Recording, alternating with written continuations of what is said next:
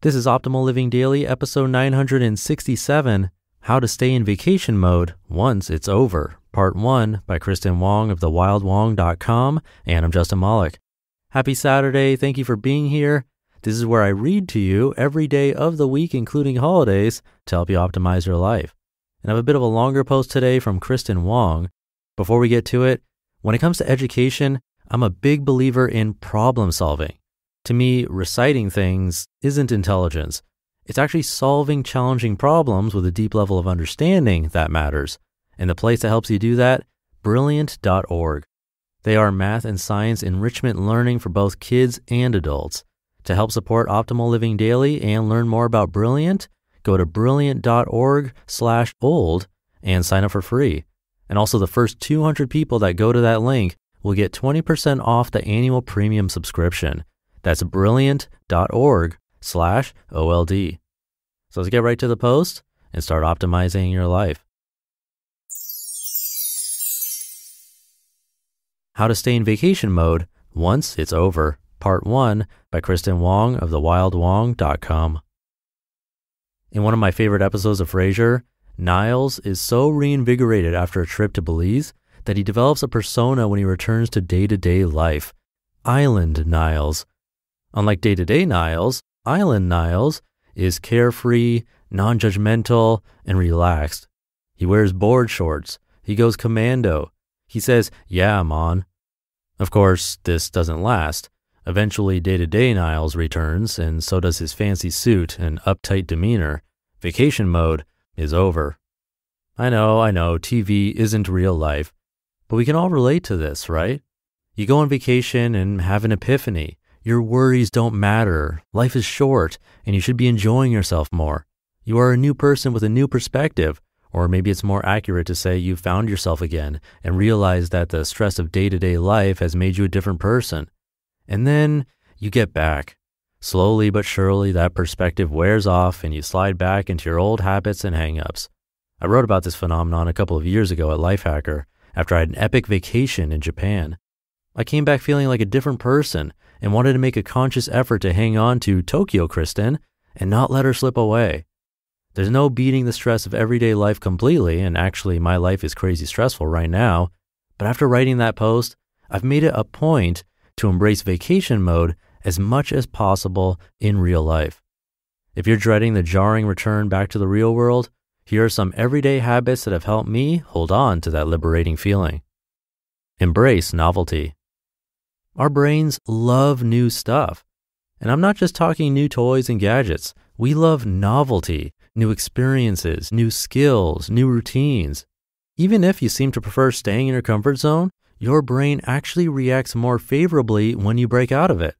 Research, like a study published in Neuron, shows that novelty makes us happy, motivates us, and even improves our memories. There are some easy ways to add a little novelty to your everyday life too. Number 1, schedule stuff after work. To combat my bad habit of working late and then vegging out in front of the TV, I try to make plans with friends during the week so I actually get out of the house and do something different. A friend and I have a standing appointment to meet up every Wednesday, and yes, I know that sounds contradictory, it's our routine after all, but it does break up the week and we don't always do the same thing. Sometimes I help her with a new project. Sometimes she helps me write blog posts. Sometimes we just get pedicures. Number 2, rearrange your office. Trust me, I know how silly this sounds. You're probably thinking, so to make my everyday life feel more bearable, you want me to move some shit around? Listen, I get it. Rearranging furniture isn't going to make your stress go away. However, changing up your scenery, whether it's working at a coffee shop or just moving around your workspace, can actually motivate you to work more when you're stuck in a rut. Scientists call this the novelty effect. Number 3, say yes to stuff, especially stuff that doesn't sound like you. Maybe it's a cat convention or durian or karaoke. There are so many things in this world we instinctively want to reject, but saying yes instead can open you up to new experiences, new stories, and new opinions. You may even learn new things about yourself. I've learned that I hate durian, but it was a fun experience. Novelty is one of the easiest ways to hack your brain into feeling the same way it does when you're on vacation. Novelty is, after all, one of the reasons why vacation is so fun to begin with.